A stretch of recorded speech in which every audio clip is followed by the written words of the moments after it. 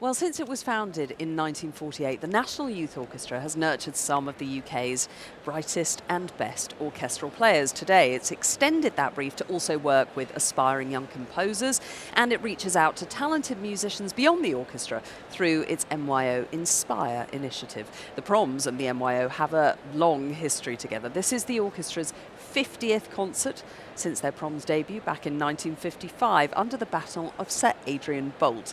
Since then, they've performed here with many of the world's greatest conductors. So we thought it might be nice to take a little trip down memory lane and see how some of the world's leading baton wavers have fared in the hands of the NYO. I'm not sure that any of us who conduct this wonderful orchestra will ever know what the limit of their capacity is.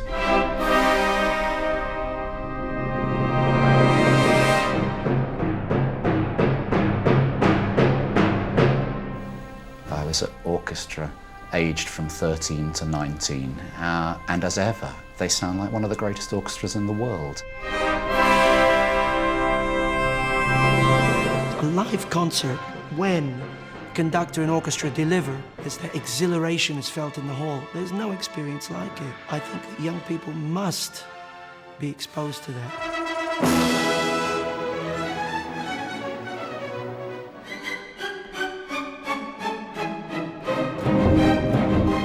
You can see the stars of the future there.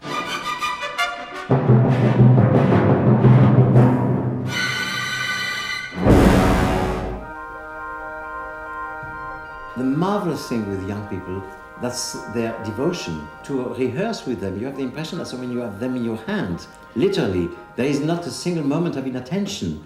And when they perform, you see all these eyes, directed to you, and you feel much more responsible than with a professional.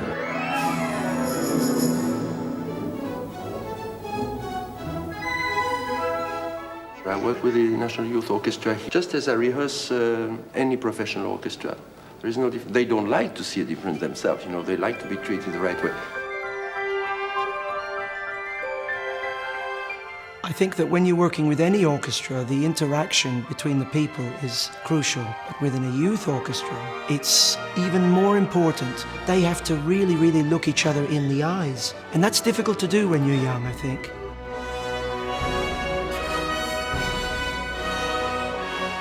The important thing is to challenge them, to stretch them, to get them to play in a way that perhaps they've never been able to before. Try to open up to them what is in the music. To dig down into their young selves and find feelings that have never come to the surface before.